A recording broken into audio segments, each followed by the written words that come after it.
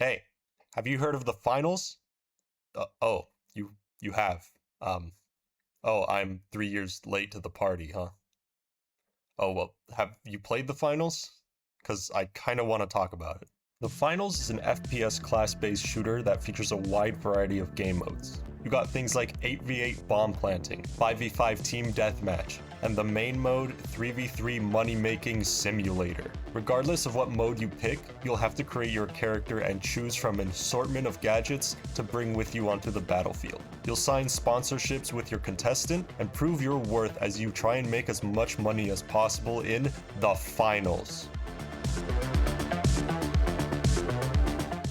Hey, I'm gonna butt in here to say that this video definitely won't cover everything that the finals has to offer. My goal with this video is to geek out about a game that I've been having fun with over the past few months, and hopefully get some people who were hesitant on trying it to see what it's all about.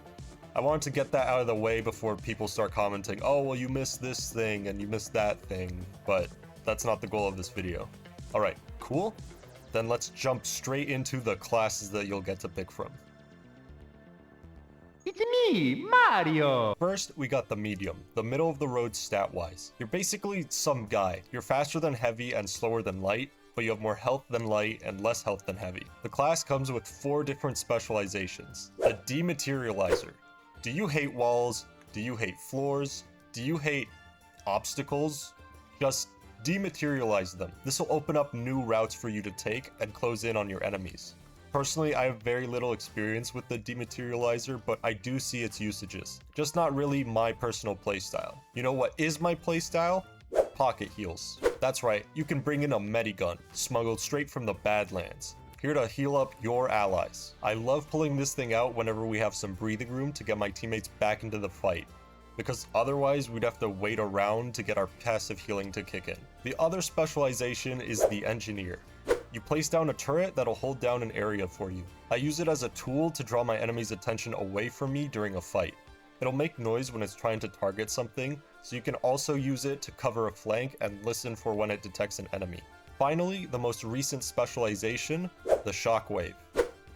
Since it's new, I haven't played a lot with it, but I do see the vision. It's a disruption/mobility tool. You can use it to push yourself around or to move enemies into disadvantageous positions. Seems cool on paper, but I'm not sure if it holds up in action. We'll have to wait and see. Now, if I was to name off all the gadgets you can bring as a medium, we'd be here all day. So let me just pick out the ones that I've used so far. The defibrillators are your classic FPS revival tool. Normally, when your teammate goes down, they drop a statue on the ground, which makes me think of the Smash Bros trophies. But anyways, you can revive your teammates by completing a short animation that takes a few seconds. However, the defibrillators let you instantly revive them after you charge them up a bit. This is huge in the heat of the moment since you can move around while charging your defibs, get your teammate up, and continue to hold the fort while they get their bearings in order. Another gadget we can talk about is the jump pad. This thing will shoot you straight up, allowing you to easily gain some vertical movement and fight from the high ground or overlook an objective. This applies to your teammates as well. You can get creative with it too, and you can angle it to throw yourself with more horizontal movement if you're trying to cover more distance. It's fun to use it to get the jump on enemies protecting an objective in a building. It's like, man, I hope nobody busts in through the ceiling, and bam, you're now fighting the rats in your attic. Some other gadgets I haven't used myself but have seen are the APS turret, which lets you delete incoming projectiles like grenades, the zipline, which is another movement tool like the jump pad, just be careful that your enemy doesn't shoot it while you're on it, and the data reshaper, which lets you go, "Be gone, barrel. I wish to have an explosive." As of now, medium is the class I've been playing the most, especially on the main game mode. It's quite literally the middle ground that I like between not too squishy and not too slow. However, we still have to talk about the other classes. Rats, we're rats, we're the rats. The light class, the speedy assassins that can get the jump on you or get slammed into the ground if they aren't careful. They're the fastest class, but also sport the smallest health pool. When you play light, you are accepting a deal with the devil. You'll be granted the ability to reposition quickly and strike enemies from unexpected places easily, while also being able to outrun any non-lights trying to chase you down. But remember, there's always a price for such power. In this case, it's your soul. Because you don't have that much health. Because your soul was taken out. And, well, you're gonna get folded like an omelet. Yes, you are a fast fella, but if you allow the enemy to keep up with your tactics, you are going to receive half a magazine of pain. That being said, here are the 3 specializations that'll help you avoid that outcome. The evasive dash gives you 3 dashes that you can use to move a short distance, allowing you to get away from fights more easily or disorient your enemies as you close the gap and move side to side. If you've played Overwatch before, you can kind of think of these as tracer blinks.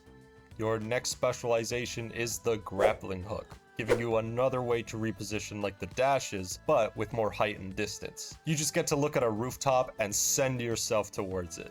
You can also use it as a retreat to be an even slipperier light class. I like using it to get to objectives quickly and to also get the hell out of there if I'm in danger. Finally, we got the cloak. Oh boy, the cloak. It's very straightforward. You get to press a button and you go invisible. It's sort of like active camo invisibility where you can see something's off if you squint hard enough, and it becomes more distorted if you move around with it. So sometimes you'll be minding your own business and a jumble of pixels will move across your screen. I like pairing this with the shotgun or the sword in team deathmatch and try to sneak up on the enemy team. It moves the challenge away from good aim to good positioning as you try and flank the enemy and get the drop on them. You're still a light class, so you're gonna get deleted if you aren't careful. Now let's take a quick peek at the gadgets, shall we? First, I'm gonna bring up the Vanishing Bomb because I pair it with the Cloak loadout. It's a bomb that lets you apply the cloak effect in an area. This means that you can cloak your team if you want to, or you can keep it as a backup if your normal cloak runs out. Next, we got Gateways. It's a teleporter grenade that lets you link 2 nodes together. I haven't messed around with it too much, but I've seen other people use it very well. It not only transports your friends, but objects too, like the cash box objective. This means that you can start setting up a move while waiting for the objective to spawn in. There's also a sonar grenade that'll detect nearby enemies, perfect for scouting ahead and planning your next course of action. And finally, you have the heal gun. No, not the medium gadget. It's a gun that shoots heal bullets, so it goes further than the medigun, but requires you to be accurate. I think in higher elo it's crazy meta, but down here it's hit or miss whether your team runs it. Alright, that's enough from our fast friends. Let's talk about the big fellas. I am heavy weapons guy. Finally, we got the heavy, the big guy who solves big problems, or medium problems, or light problems. They deal with problems. Now, full disclosure, I suck at heavy and I do not play as them often. The movement penalty is a bit too much for my taste, and the health pool isn't enough to offset this. Nonetheless, I will do my best to explain their deal. With that out of the way, do you ever just want to blow up and act like you don't know nobody? That's what the charge and slam specialization is for. Need to carve a path for your team? Charge. Need to level a building? Charge. Need to use yourself as a human cannonball? Slam. You can even use it as a panic button to get the hell out of there. Plays right into the heavy solves problems mantra. If that's not your style though, you can go with the hook. This thing lets you grab enemies Mortal Kombat style and drag them straight towards you, moving them out of position and leaving them vulnerable to nearby teammates. Just be ready to get domed in the face a little as you pull them in. But okay, you don't like charging, you don't like hooking. What about shielding? This specialization lets you pull up a shield that can protect you and your teammates from incoming fire. Your team will be able to shoot through it, so they still have their offensive capabilities, but you are unable to do anything. This is crucial to keep in mind because your enemy will be able to make up free distance if you let them. Finally, you have the goo gun. It's a gun that shoots goo. That's it. However, this has a lot of applications like building barriers for your team or slowing down enemies by shooting it directly at them. When paired with the flamethrower, you can raise hell since goo is highly flammable. Just keep in mind that fire has no allegiances. Okay, gadget time, here we go. Dome shields that you can throw down to make a shield around you. Basically a free version of the shield specialization that you can throw and do other actions while it's up. Heal ball, a ball that will heal you and your allies at a slow rate. Keep in mind that it can be destroyed and moved around. RPG, pretty straightforward, just another way to destroy buildings and a backup weapon if needed. Barricades for even more defense. Plop one of these bad boys down and use it as cover while you revive an ally or reload. Alright, that was a lot to go through, and it wasn't even all of it. I skipped over a bunch of gadgets and almost all the weapons in order to keep it as brief as possible. Let's keep the train moving and talk about game modes. There are technically 7 game modes to choose from, but 4 of them are the same game mode with some differences. The main game mode is Cash Out. You and 2 other players must compete against 3 other teams for the top 2 rankings by making as much money as possible. You can get this money from killing other players, but the main objective is to grab cash boxes and take them to cash out stations. These cash out stations take some time to get you your money, so you'll have to defend them because enemy teams are going to come by and try and claim them. There are usually 2 boxes on the map and 2 stations, meaning that there will be 2 teams with boxes and 2 teams trying to steal. The steal mechanic means that you can just as easily be moved from offense to defense and vice versa, so you'll have to keep that in mind when building your loadout. When the timer hits 0, scores are tallied up and the bottom 2 teams are eliminated. The top 2 move on to the next round where they'll meet the winners of a different top 2 group and the next match begins. Once you finish the next match, the top 2 move on to the finals where it's a simple 1v1. 2 teams going head to head. Now this game mode is pretty fun if you can get the proper matches. I play this game solo most of the time, so I match with randoms, and I swear every time I play this game mode, there's a 50% chance that someone on my team doesn't connect, is AFK, or they disconnect on their first death. Now the times where I was able to get a full team, it was pretty nice. But I find myself leaning towards the simplified version of this game mode, which is called Quick Cash. This mode is the same idea, but there's only 1 cash out box and 3 teams. It's also first to 2 cash outs and that's it. There's no extra cash for eliminations or getting the vault first. I enjoy it because it's faster and there's less time commitment if you win the match. It's also good practice for fighting off 2 teams at once and keeping track of which team is closer to being wiped. There are also changes to the respawn system, but I'm going to leave that alone since it's a whole different can of worms that I can't get into. As for the other 2 similar game modes, Ranked Cash Out is, well, the ranked game mode, and head-to-head is the same rule set as the final round, only 2 teams. Hey, this is me reading the script afterwards. They got rid of head-to-head. I'm not sure if it's coming back, but I guess it's a game mode that used to exist, so if that did sound cool to you, I'm sorry, but that's not around anymore. Now, the other more casual game modes are Team Deathmatch, Power Shift, and the most recent one, Point Break. Team Deathmatch is your classic get to 30 kills as a team mode. It's 5v5 with no revives and no other objective except to get kills. It's a great environment to try out silly builds and weapons before taking them into cash out. One of my favorite things to do is to pull out the cloak combo, but it's also where I tried out the throwing knives and I had my mind blown by the damage output that they have. If you just want to turn your brain off for a bit and not stress about defending cash boxes, this is a great mode to do it in. Next, Power Shift, which is basically payload. Again, 5v5, but this time you're trying to move the payload into your enemy's side of the map. This one does have revives, so keep that in mind when you're running low on teammates and need to bring back a buddy. For me, the game mode is decent, another casual game mode to chill in, but sometimes it just feels like throwing grenades and putting down trophy systems and putting down turrets. It can be fun, but don't expect as much creative liberty for loadouts as something like Team Deathmatch.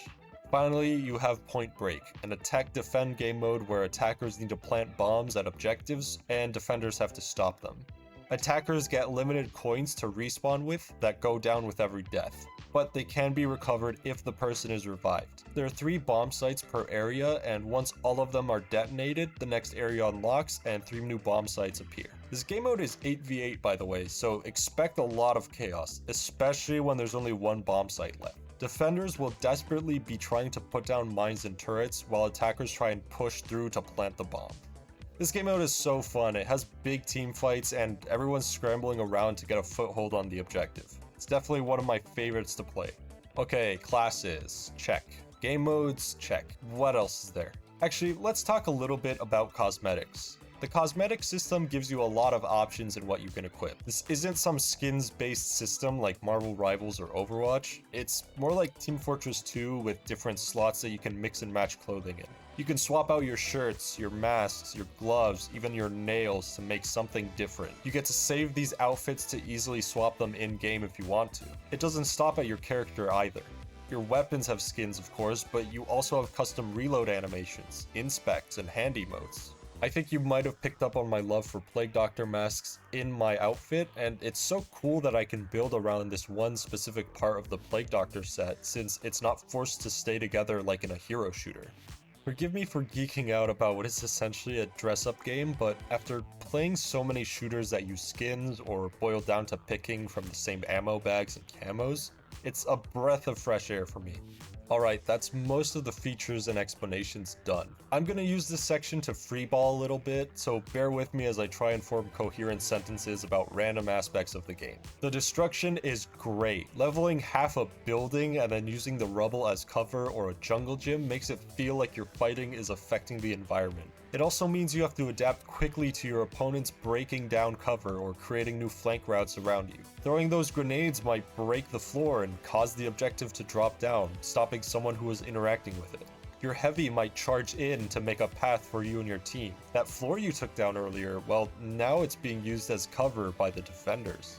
Another great part of the finals I enjoy is the atmosphere. They do a really great job of selling you on the whole game show vibe. The announcers' commentary, the team names, the intros and outros, even how the score is all in relation to money. Adding to that, the various dings and alarm sounds that you'll hear as the game show hits its climax. The fact that you sign with sponsors and earn their cosmetics with their logo to represent them in game. It's such a small detail, but it adds to the world building. Even the season being split into different segments on a world map as the games are moving around, it's just chef's kiss, honestly. They just know how to immerse me and make me feel like a contestant on this game show. Okay, I'm gonna stop myself there, but seriously, if any of this sounds cool to you, just check out the game. It's free on like every modern gen platform. If it's not your cup of tea, I'm glad you at least listened to me enjoy it. That just about wraps up the video. Thank you so much for watching, and special thanks to all my friends who played with me and helped me get footage for this video. If you enjoyed, be sure to drop a like, comment, maybe even a subscribe, but until next time.